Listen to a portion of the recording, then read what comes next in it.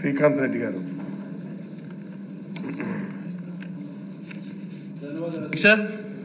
Governor గారి ప్రసంగానికి ధన్యవాదాలు తెలిపేటువంటి తీర్మానంలో భాగంగా అవకాశం ఇచ్చినందుకు మీకు ధన్యవాదాలు తెలియజేస్తూ, రాష్ట్రంలో 4.5 సంవత్సరాల పరిస్థితులు తన గవర్నర్ గారి ప్రసంగంలో ఆయన చెప్పినటువంటి ప్రతి మాట ఇక్కడ ఉట్టిపరుస్తుంది అధ్యక్ష.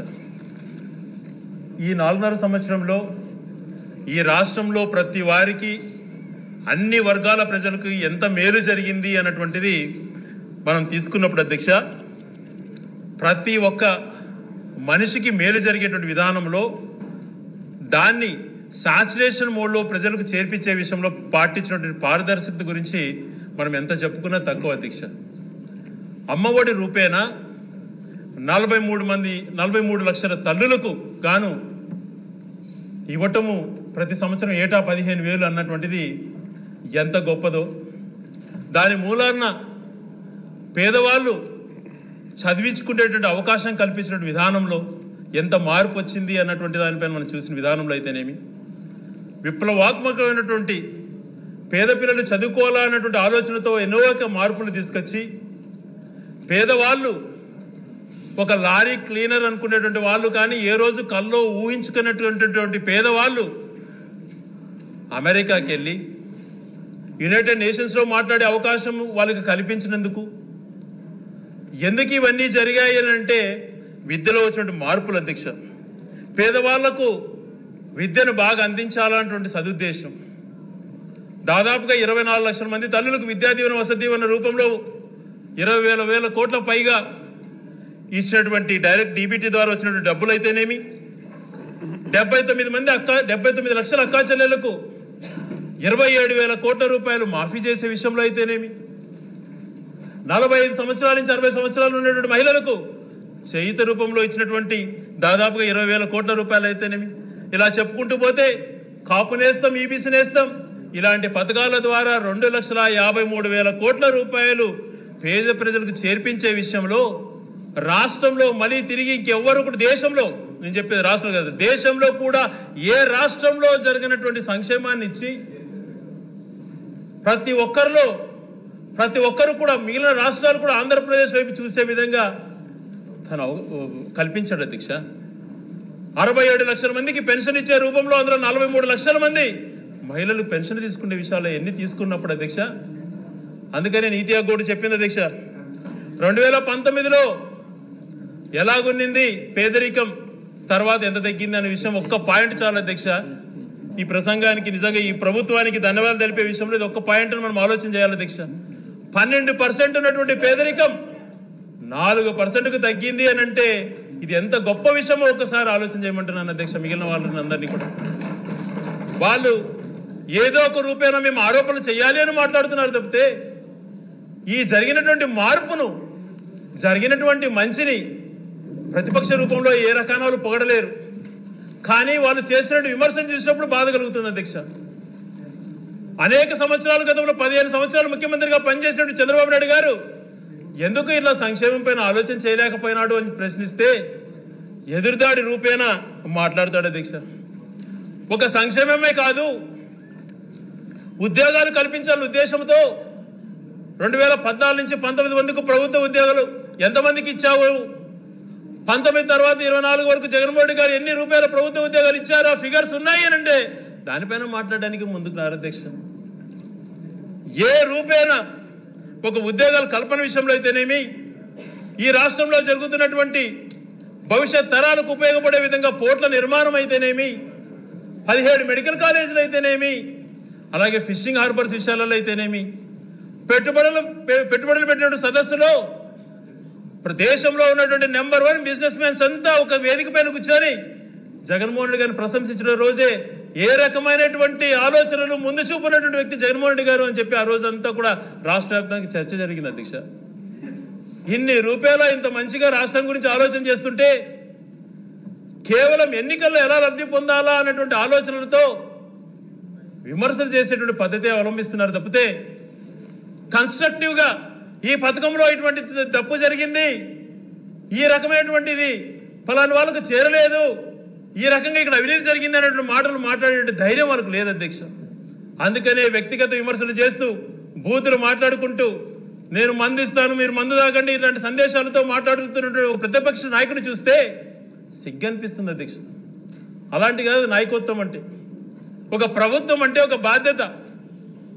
మేనిఫెస్టోని ఒక భగవద్గీత ఒక ఖురాన్ బైబిల్గా భావించి నేను మేనిఫెస్టో ఇంటింటికి పంపిస్తున్నాను చూడండి నేను అమలు చేశారో లేదా అని చూపించే ధైర్యము గతంలో ఎప్పుడు చూసాం అధ్యక్ష మనం? అది కేవలం జగన్మోహన్ గారికి చెల్లుబాటు అయ్యింది. మరి అదే రూపేణా చంద్రబాబు నాయుడు గారు ముఖ్యమంత్రి 2014లో నీ మేనిఫెస్టోలో నువ్వేం చెప్పావు నువ్వేం అమలు చేశావంటే ఆ మేనిఫెస్టో చూపించే ధైర్యం లేక ఆ మేనిఫెస్టోను మాఫీ చేసినట్టు వ్యక్తి ఆయన మరొక పక్కన ఇలాంటి వాళ్ళ విమర్శలు చేసేది. మళ్ళీ ఇప్పుడు వచ్చి జగన్మోహన్ రెడ్డి గారు పేదవాళ్ళకంతా పనిచేశారని మాట్లాడే ఆ వ్యక్తి పేదరికం 12% నుంచి 4% తగ్గినటువంటి విషయాన్ని గమనించకుండా విమర్శలు చేసి ఈరోజు ఓట్ల కోసం నేను జగన్మోహన్ రెడ్డి గారి కంటే ఎక్కువ ఇస్తానని మాట్లాడుతున్నాడు. ఏ రకంగా ఎక్కువ ఇస్తావు అని అంటే చెప్పలేని పరిస్థితి. అటువంటి వాళ్ళని నమ్మితే పేదవాళ్ళు నష్టపోతారు అధ్యక్ష. ఒక నాయకుడికి ఉండాల్సిన క్రెడిబిలిటీస్ ఉండాలి అధ్యక్ష. ఒక పార్టీలో ఉన్నటువంటి వ్యక్తులు భవిష్యత్తులో ఎన్నికలకు పోయే ముందు ధైర్యం ఉండాలి అధ్యక్ష. ఒక వ్యక్తి మీ గుండెపైన చేసుకొని మీకు మంచి జరిగింటే నాకు అండగా నిలబడండి అనేటువంటి గొప్ప ఆలోచనతో ప్రజలు అడుగుతున్నాడు అని అంటే ఆ నాయకుడి యొక్క గొప్పతనం క్రెడిబిలిటీ ఒకసారి ఆలోచన చేయమంటున్నాను అధ్యక్ష. నాయకత్వం అంటే అలా ఉండాలి అధ్యక్ష. దాన్ని భరోసాగా తీసుకోవాలి. కేవలం ఎన్నికల్లో లబ్ధి పొందాలన్నటువంటి ఏకైక ఆలోచనలతో ముందుకు పోవడం కాదు అధ్యక్ష. నువ్వు చేసినటువంటిది ఏంది? ఒక పక్క పరిశ్రమలు చూసి ఆలోచన చేసుకుంటే నీకంటే గొప్పగా పరిశ్రమలు వచ్చినట్టుగా గణాంకాలు తెలుపుతున్నాయి, సభ్యులు తెలియజేశారు.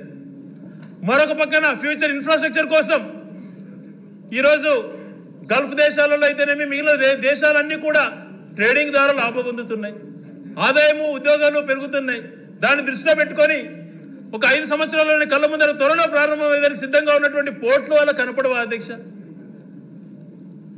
ఈ రకంగా అన్ని మంచి చేస్తుంటే లేదు మా విధానం ఒకటే కేవలం బురద చల్లడమే అన్నటువంటిది మాట కాదు అధ్యక్ష. గణాంకాలు చెప్పాలనంటే నా దగ్గర క్లియర్ స్టాటిస్టిక్స్ ఉన్నాయి, కానీ అంత టైం లేదు అధ్యక్ష. గణాంకాలలో కాదు, జరిగిన వాస్తవాలు ఎలా ఉన్నాయనేటువంటిది ఆలోచన చేసుకోవాలి. మేము ఈరోజు ఛాలెంజ్ చేస్తున్నాం, ఏ విషయాలైనా మేము చర్చకు రెడీ, మీకంటే కూడా మంచి పరిపాలన అందించాం ప్రజలకు అని చెప్పేటువంటి ధైర్యం మాకుంది. ఫలాని విషయాల్లో మేము కూడా ఇట్లాంటివి చేసామని చెప్పుకునే ధైర్యం వాళ్ళకి ఎందుకు లేదు అన్నటువంటిది ప్రశ్నిస్తున్నాను అధ్యక్ష.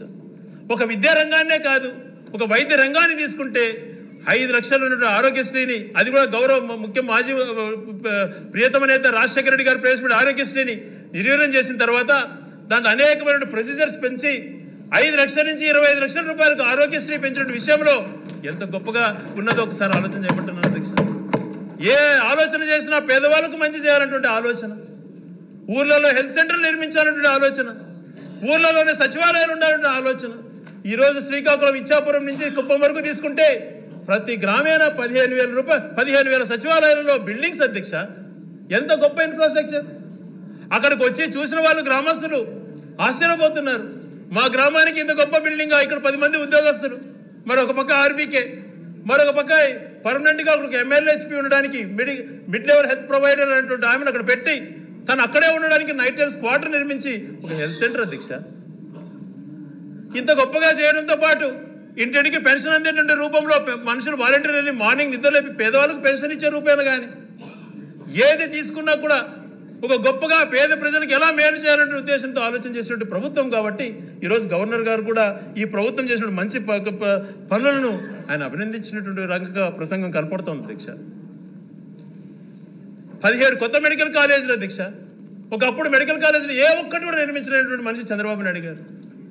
విద్యలో వెనుకబడ్డావు, వైద్యంలో వెనుకబడ్డావు, అభివృద్ధిలో నువ్వేం చేయలేకపోయినావు, నేను విజనరీ అని చెప్పుకుంటావు.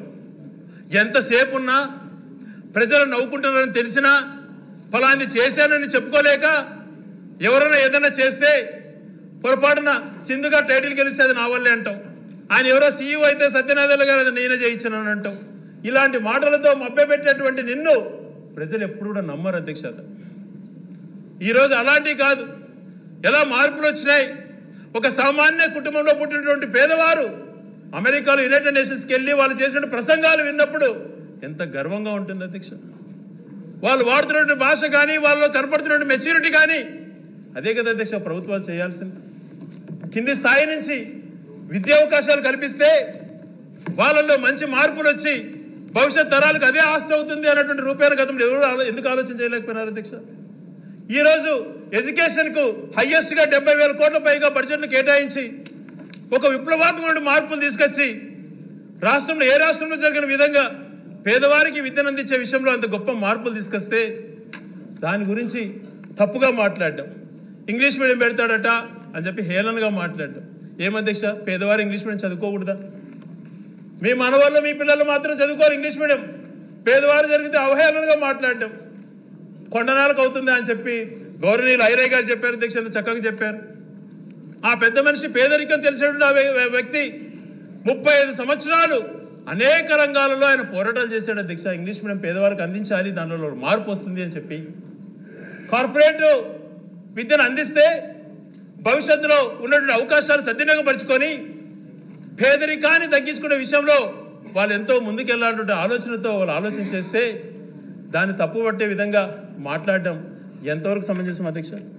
ఇలాగా ఎంతసేపు కూడా రాజకీయమే అజెండాగా చేసిన వ్యక్తి, అలా కాకుండా చేసినటువంటి ప్రతి పని కూడా ఆలోచన చేసి తను ప్రమాణ స్వీకారం చేసిన మొదటి రోజు నుంచి కూడా ఆయన అవలంబిస్తున్నటువంటి ప్రతి కార్యక్రమం, చేస్తున్నటువంటి ప్రతి కార్యక్రమం పేదవాళ్ళకు అధ్యక్ష. కరోనా లాంటి మహమ్మారి వచ్చి దేశమంతా ప్రపంచమంతా కూడా లాకౌట్ అయిపోయి అంతా కూడా ఏ ఒక్కరు బయటకు రాని పరిస్థితులలో ధైర్యం నెలకొల్పి ఎక్కడికక్కడ పరిస్థితులను సమీక్షించుకుంటూ ఆక్సిజన్ విషయంలో కూడా పాటుపడుతూ ఎప్పటికప్పుడు ఆక్సిజనేటర్స్ కూడా ఎక్కడికక్కడ చేర్పించడమే కాకుండా ఆక్సిజన్ తక్కువ వస్తుంది ఆ ప్రాంతంలో ప్రాణాంతమైనటువంటి పరిస్థితులు ఏర్పడతాయి అని అంటే పక్కన రాష్ట్రాల నుంచి కూడా ఎయిర్ లిఫ్ట్ కూడా చేసినటువంటి రోజులు అధ్యక్ష. ఆ రోజు పేదవాళ్ళకి ఎంత తోడున్నాడు, ఇంటింటికి కొద్దిగా డబ్బు ఇచ్చి ఆదుకోవాలన్నటువంటి రూపాయలు ఆ రోజు ఆలోచన చేసిన విధానం కానీ, లేకపోతే వరదలు ఇలాంటి కార్యక్రమాలు వస్తే తక్షణమే ఆదుకోవాలని చెప్పి స్పందించినటువంటి గుణంలో కానీ ఒక మనిషికి రాజకీయ నాయకులకు ఉండాల్సింది అవే కదా అధ్యక్ష. అవి ఎందుకు గతంలో ఏ ఒక్కరికి లేకపోయారు? అందుకనే ఈరోజు ఎక్కడికి వెళ్ళినా కూడా మేము సిద్ధం జగన్తో అన్నటువంటి మాట మాట్లాడుతున్నారు అని అంటే ఆయన చేసినటువంటి మంచి కార్యక్రమాలు అధ్యక్ష. అలా కాకుండా ఎంతసేపు ఒక దురుద్దేశంతో ఒక కుట్రపూరితంగా ఏ రకంగా అయితే తాను ఈరోజు నిజంగా చంద్రబాబు నాయుడు గారికి జగన్మోహన్ గారికి ప్రజల్లో వ్యతిరేకత ఉంది అన్నటువంటి ఆలోచన తను చేస్తున్నాడు కదా. మరి ధైర్యంగా మా పార్టీ 40 ఏళ్ళ నుంచి పుట్టింది, నేను 40 ఏళ్ళు 50 ఏళ్ళ నుంచి రాజకీయాల్లో ఉన్నాను అని మాట్లాడే వ్యక్తి ఎందుకు ఒంటరిగా పోటీ చేయలేడని ప్రశ్నిస్తే తన దగ్గర నుంచి సమాధానం ఉండదు అధ్యక్ష. నేను పొత్తులో భాగంగానే వస్తాను, ఓటు చేయకూడదు, జగన్మోహన్ గారికి పక్క ఓటు ఏది పడకూడదు, వ్యతిరేక ఓటు అంతా నాకే రావాలని చెప్పి ఒక దుర్మార్గపు ఆలోచనతో వీళ్ళు కొనసాగుతున్నారు అని అంటే వాళ్ళలో భయం ఏ రకంగా ఉంది, జగన్మోహన్ గారి పాలన ఏ రకంగా పేద ప్రజలకు మేలు చేసింది అన్నటువంటిది అక్కడ స్పష్టమవుతుంది అధ్యక్ష. అందుకనే తప్పుడు ఆరోపణలతో ఎప్పుడు కూడా ఏ రకంగా కూడా పేద ప్రజలకు మేలు చేయాలన్నటువంటి సంకల్పం లేకుండా రాజకీయ దురుద్దేశాలతో వ్యవహరించేటువంటి వీళ్లకు ఖచ్చితంగా రాబోయే ఎన్నికల్లో గుణపాఠం చెప్తారు అధ్యక్ష. ఈరోజు ఈ తక్కువ టైంలో కూడా అంటే 4.5 సంవత్సరాలు 2 సంవత్సరాలు కరోనా పోయినా కూడా రాష్ట్రంలో అనేక సూచికలలో నేషనల్ యావరేజెస్ తీసుకున్నప్పుడు అన్ని రంగాలలో పర్ క్యాపిటల్ ఇన్కమ్ దగ్గర నుంచి అన్ని రంగాలలో ముందు ఉంది అని అంటే అది జగన్మోహన్ గారి ముందు చూపు, ముందు ఆలోచన అధ్యక్ష. పేదరికం తగ్గే విషయంలోనే కాకుండా ఈరోజు తలసరి ఆదాయంలో మనం ఈరోజు గతం లేకంటే కూడా ఎంతో ఇంప్రూవ్ అయినాం అధ్యక్ష. మంచి చేయబట్టే కదా ఇవన్నీ కనపడేది. మరి కేవలం విమర్శలకే పరిమితమైనటువంటి మీరు మంచి ఇలాంటి చేసింది, పరిపాలన కొనసాగింది, ఏది తీసుకొచ్చినా కూడా ఒక సాచురేషన్ మోడ్లో రాజశేఖర్ గారు అయితే ఎలా అవలంబించారో అదే రీతిలో జగన్మోహన్ గారి పాలన కొనసాగిస్తూ పెట్టినప్పుడు వాళ్ళకి ఇంత భాగం ఇది భాగం లేకుండా విపక్షమైనటువంటిది లేకుండా అందరికీ సమానంగా ఎలిజిబిలిటీ క్రైటీరియా ఇచ్చినటువంటి ప్రభుత్వాలు ఎక్కడ మనం చూడలేదు అధ్యక్ష. ఒక మంచి రోల్ మోడల్గా నిలబడ్డాడు. తను దాదాపుగా 124 సార్లు పైగా బటన్ నొక్కానని చెప్తున్నాడు. వాస్తవం అధ్యక్ష, నొక్కిన ప్రతి బటన్ కూడా పేదవాళ్ళ గుండెలకు తాకింది అధ్యక్ష, పేదవాళ్ళకు ఉపయోగపడింది. ప్రతి అమౌంట్ పేదవాళ్ళు సద్వినియోగం చేసుకున్నారు, వాళ్ళకు వచ్చినటువంటి ప్రతి రూపాయి ఉపయోగించుకున్నారు. అది ఏ రూపైనా ప్రభుత్వ పరంగా పేద ప్రజలకు అండగా ఉండాలని చెప్పి జగన్మోహన్ గారు ఆలోచన చేశారో అదే రూపంలో పేదవారికి చేరినప్పుడు వాళ్ళకు నిజంగా ప్రతి ఒక్క రూపాయి వాళ్ళకు ఉపయోగపడింది అధ్యక్ష. ఆ రూపాయలు ఎప్పుడో ప్రభుత్వాలు కొనసాగలేదు, ఎప్పుడు కూడా విపక్ష చూపించేటువంటి వాళ్ళు అయ్యా పెన్షన్ ఇవ్వండి అని అంటే పలానా వాళ్ళు కాలు పట్టుకోరాపో, లేకపోతే కండవ కప్పుకో, లేకపోతే మీ ఇంటికి జెండా కట్టుకోనటువంటి వాళ్ళు. అలా కాకుండా ఆయన ఏ పార్టీ అయినా కానీ ఏ కులమైనా సరే అర్హత ఉంటే చాలు ఇవ్వండి అని చెప్పి ఆలోచన చేసినట్టు ప్రభుత్వం అధ్యక్ష ఇది. ఇలాంటి మంచి పనులు చేశారు కాబట్టే విద్వేషంతో ఓర్వలేక ఇలాంటి మాటలు మాట్లాడుతున్నారు. భవిష్యత్తులో ఒకటే అధ్యక్షని ప్రజలు కోరుతుండేది, ఒక రాజకీయ నాయకుడిగా చెప్పింది చేసేటువంటి విధానం ఉన్నటువంటి వ్యక్తి, క్రెడిబిలిటీ కలిగినటువంటి వ్యక్తి, రాష్ట్రం ప్రశాంతంగా ఉండాలి, చేసేటువంటి ప్రతి ఆలోచన రేపు తరం గురించి ఆలోచన చేయాలి, మనం చెప్పేటువంటి మాట నిజాయితీగా ఉండాలి అటువంటి ఆలోచన చేసే వ్యక్తి జగన్మోహన్ రెడ్డి గారు అయితే, ఇదే చంద్రబాబు నాయుడు గారు నిత్యం సత్యదూరమైనటువంటి మాటలు, అబద్ధాలు, తను మాట్లాడే మాటలలో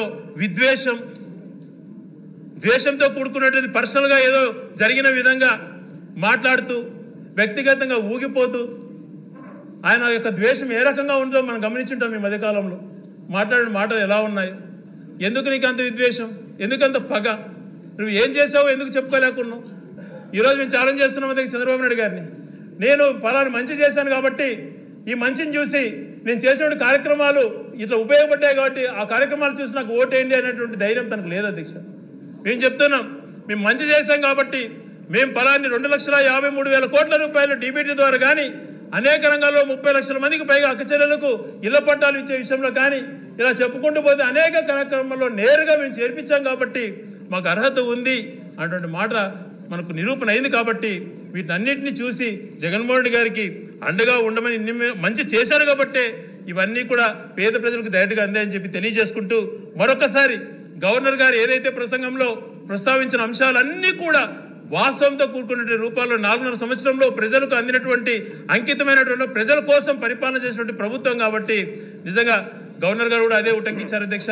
ఈ ప్రసంగానికి నిజంగా గవర్నర్ గారు యొక్క ప్రసంగానికి ధన్యవాదాలు తెలియజేస్తూ మీరు ఇచ్చిన అవకాశాన్ని సద్వినియోగం చేసుకున్నందుకు మీకు ఒకసారి కృతజ్ఞతలు తెలియజేస్తూ సెలవు తీసుకుంటున్నాను అధ్యక్ష. కోడమూరు శ్రీనివాసులు